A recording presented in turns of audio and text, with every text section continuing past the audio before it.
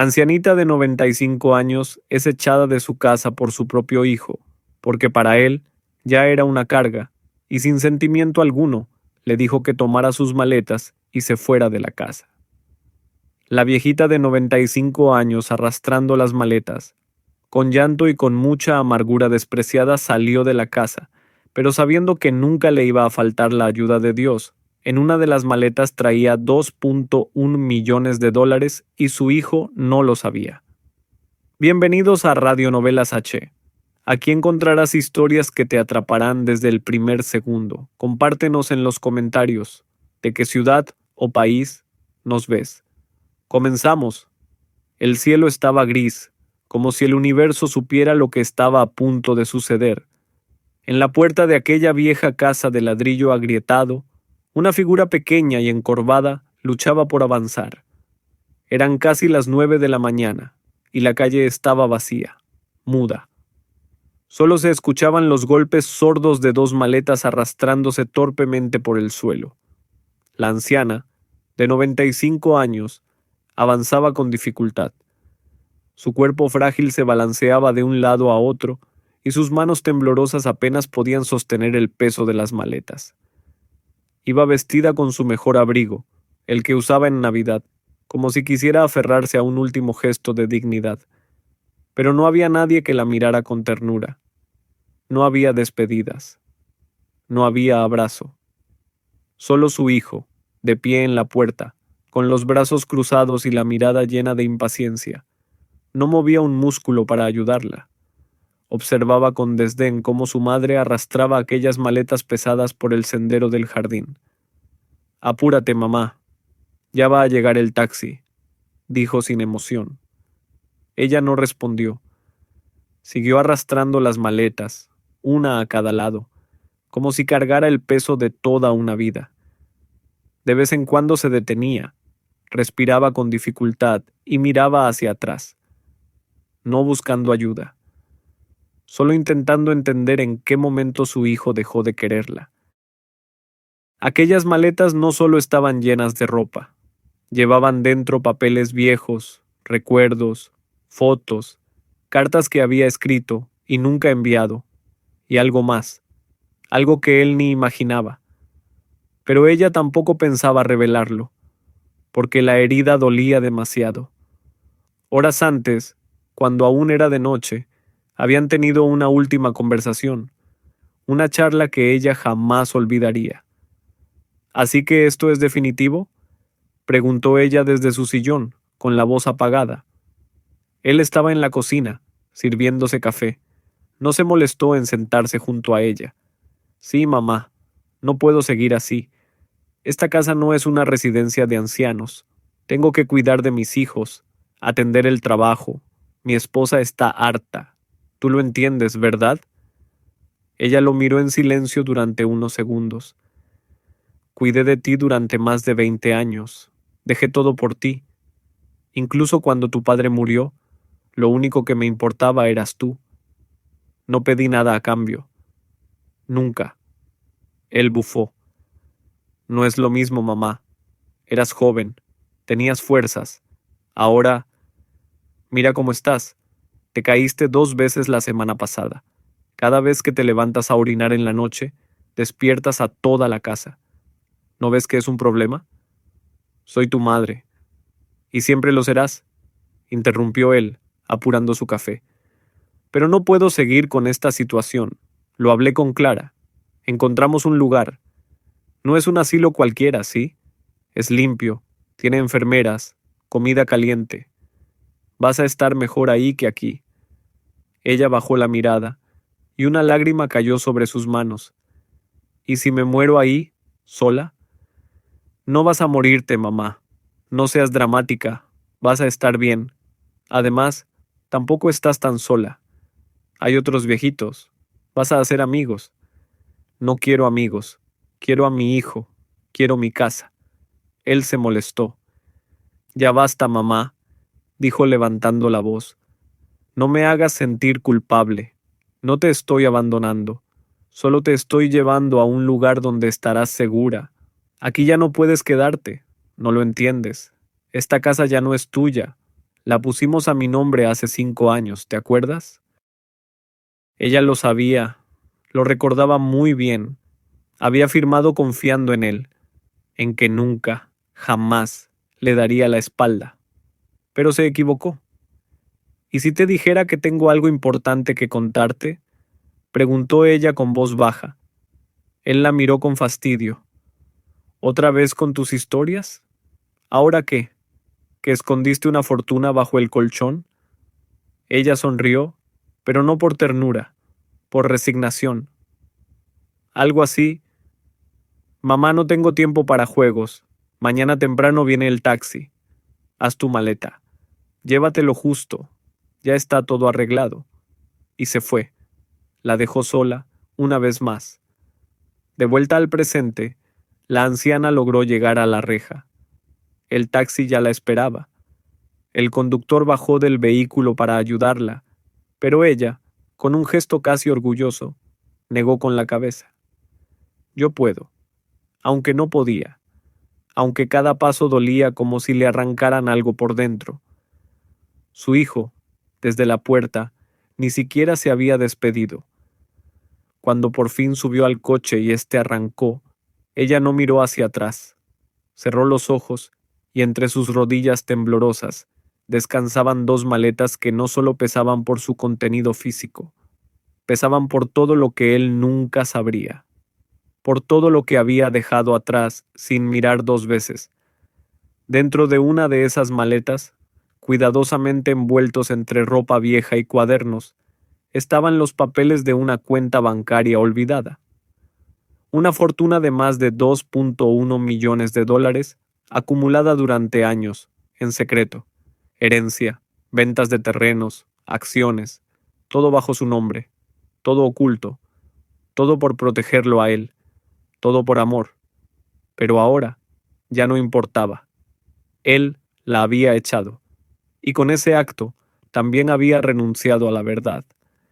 El taxi avanzaba lentamente por las calles húmedas del pueblo, mientras la anciana miraba por la ventanilla. El mundo pasaba, indiferente, como lo había hecho su hijo apenas 1 hora antes. Las lágrimas ya no caían, no porque el dolor hubiera disminuido, sino porque simplemente ya no quedaban fuerzas ni siquiera para llorar. El chofer, un hombre joven y amable, la miró por el espejo retrovisor. ¿Está bien, señora? Ella tardó unos segundos en responder. Su voz salió como un susurro. Sí, hijo, estoy viva. Eso es suficiente. El silencio volvió a instalarse en el vehículo. El joven no insistió, pero la observó con respeto. Había algo en esa mujer que conmovía, una dignidad que parecía no poderse quebrar, ni siquiera en medio del abandono. Mientras el coche seguía su camino hacia la residencia de ancianos, la mente de la anciana volvía una y otra vez a esa última conversación, a aquella charla que tuvo con su hijo en la cocina, unas horas antes de que la echara definitivamente. ¿Sabes cuántas veces me dormí llorando porque tú no regresabas a casa cuando eras adolescente?, dijo ella aquella noche sin levantar la voz. Pensaba que te había pasado algo, que alguien te había hecho daño, y tú solo estabas con tus amigos, bebiendo. Él no respondió, mantenía la vista en su teléfono. Después, cuando Clara quedó embarazada, ustedes vinieron a pedirme ayuda. No tenían dinero para pañales, para la cuna. Yo vendí las joyas de mi madre para que pudieran salir adelante. ¿Te acuerdas? Sí, mamá, te lo agradezco, dijo él mecánicamente. No, no lo haces, nunca lo hiciste, y aún así no me importó. Yo soy tu madre. No se trata de agradecimiento, se trata de amor. Pero lo que estás haciendo ahora, esto es abandono. Él levantó la mirada, molesto. Ya basta. Tú no entiendes lo que es criar a 2 niños pequeños, trabajar 8 horas y llegar a casa para encontrarte con una anciana que necesita ayuda hasta para ir al baño. Yo también tengo una vida. ¿Y yo qué tuve?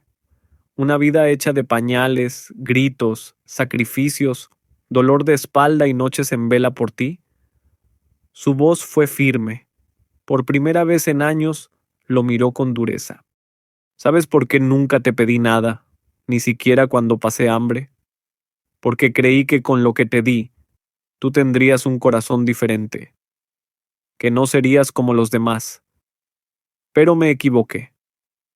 Él se levantó bruscamente de la silla. Mamá, no me pongas en esta posición. Esto no es fácil para mí. Estoy haciendo lo que puedo. No, estás haciendo lo que te conviene. Basta. No, dijo ella respirando hondo. Quiero que me escuches. Una última vez. Porque cuando me suba a ese taxi mañana, ya no volveré a cruzar esta puerta. Y cuando eso pase, quiero que sepas que no podrás volver atrás. Él la miró fijamente, por primera vez, con un rastro de incomodidad. ¿A qué te refieres? Ella bajó la vista, como si estuviera debatiéndose internamente. Nada, solo acuérdate de lo que estás haciendo. No por mí, por ti. Él bufó. Dramas, mamá, siempre tan dramática. Esto no es una telenovela, es la vida real. Y se fue. Otra vez. El taxi finalmente se detuvo frente a la residencia. ¿Es aquí? Preguntó el chofer. Ella asintió. Abrió la puerta con dificultad. El joven se apresuró a ayudarla con las maletas, pero ella lo detuvo con un gesto. Hijo, ¿me ayudarías a meterlas, pero con cuidado? Son pesadas, sí, pero no por lo que crees. Él le sonrió con amabilidad. Por supuesto, señora. La ayudó a ingresar, mientras dos enfermeras se acercaban con una silla de ruedas. Ella se negó a sentarse. Caminó por su cuenta, arrastrando lentamente los pies. En recepción, firmó los papeles con manos temblorosas. Nadie más estaba allí para acompañarla. Nadie más que un nombre escrito en un formulario. Contacto de emergencia. Hijo, Luis Montenegro. Pero ella sabía que si algo pasaba, él no vendría. Ya no. La llevaron a una habitación sencilla pero limpia. Había una cama con sábanas blancas, una ventana que daba al jardín y una mesa de noche. Cuando se quedó sola, abrió una de las maletas. Sacó un cuaderno de tapa dura, antiguo, con bordes desgastados. Lo abrió por la mitad y allí estaba. Un sobre sellado, con documentos bancarios, extractos, cifras, nombres de empresas, acciones heredadas y movimientos que ella había hecho durante más de 40 años. Todo estaba a su nombre. Nadie más sabía de esa cuenta. Se sentó en la cama, acariciando el sobre con los dedos. No lo hice por mí, susurró. Siempre lo hice por ti. Cerró los ojos, respiró hondo y abrazó el cuaderno contra su pecho. Mientras tanto, en la casa, Luis servía una copa de vino y celebraba con su esposa el hecho de haber resuelto el problema. Ahora sí podremos hacer la remodelación, dijo Clara sonriendo. Sí, voy a hablar con el arquitecto la semana que viene. Ambos brindaron, sin saber que acababan de perder algo que el dinero no podría volver a comprar jamás, ni amor, ni perdón, ni 2.1 millones de dólares. Pasaron 3 meses, 3 meses de silencio absoluto entre madre e hijo, ni una llamada, ni una visita, ni una carta, nada. La anciana, desde su habitación en la residencia, observaba cada día el jardín florecer desde su ventana. Se sentaba en la silla de mimbre que le habían colocado junto a la ventana, con su cuaderno sobre las piernas. No escribía, solo leía. Leía una y otra vez los documentos de su cuenta, revisando cifras que seguían creciendo por el interés acumulado de tantos años. 2.1 millones de dólares. Y ni una palabra. A veces pensaba en escribirle, en decirle que lo perdonaba. Pero luego recordaba la manera en que la había echado. Recordaba su rostro endurecido, los ojos vacíos de compasión, las palabras frías, y se le cerraba el pecho. No, ya no. Una tarde, mientras tomaba su té con una de las enfermeras, le preguntaron por su familia. ¿No tiene hijos? Ella asintió lentamente. Uno. ¿Y viene a verla? Ella sonrió con tristeza. No, pero estoy bien. Aquí tengo paz. Algo que no había sentido en muchos años. Mientras tanto, Luis y Clara ya habían remodelado la casa. Cambiaron los muebles, ampliaron la cocina, pintaron las paredes. Todo lucía moderno, impersonal. Ya no quedaba rastro del pasado. Ni las fotos de la anciana colgaban en las paredes. Una tarde, Clara bajó con una caja de cartón que había encontrado en el sótano. ¿Qué es esto? ¿Otra caja vieja de mi madre? Tírala. Espera, hay papeles aquí. Clara empezó a sacar documentos antiguos, cartas, certificados de propiedad, cuentas pagadas hace décadas. Luis se acercó y tomó uno de los sobres. Lo abrió y sus cejas se alzaron. ¿Qué es esto? ¿Qué?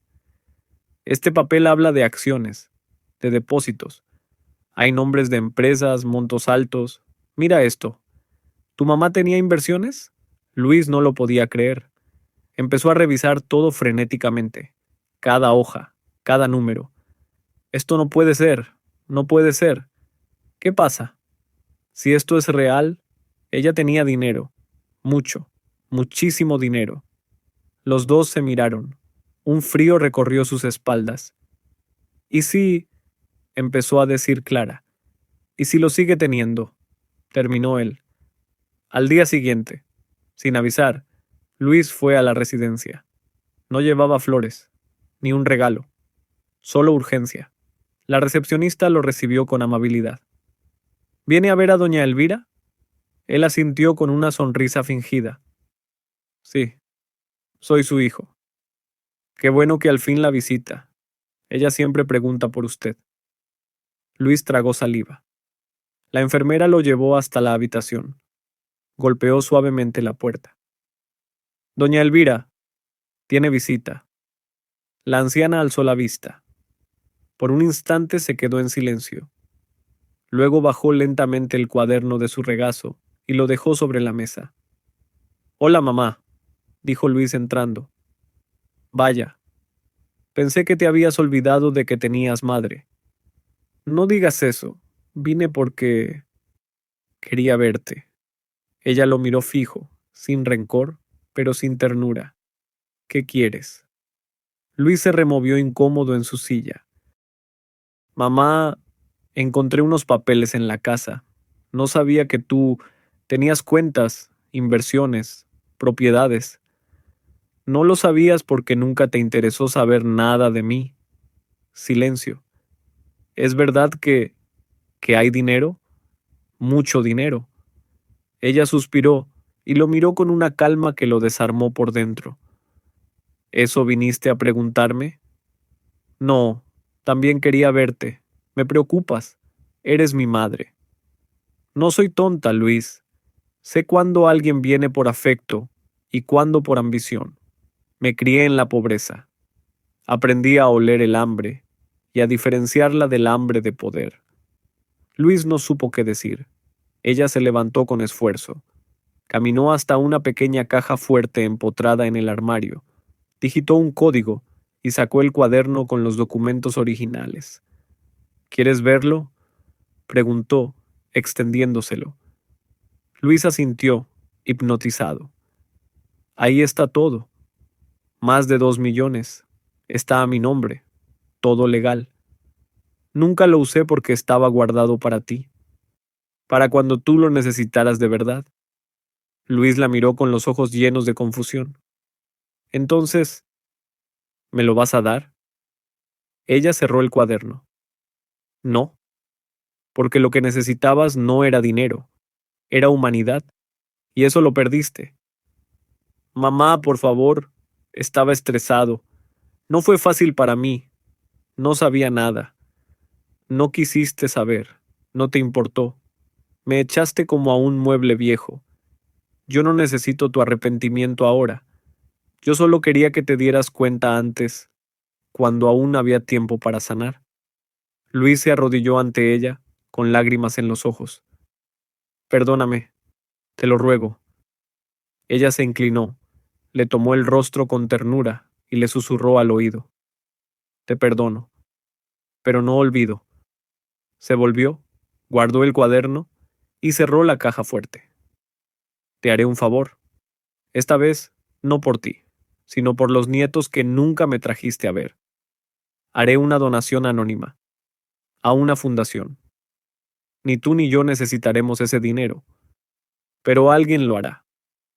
Tal vez en otro lugar, una madre que fue echada de casa tenga una segunda oportunidad gracias a eso.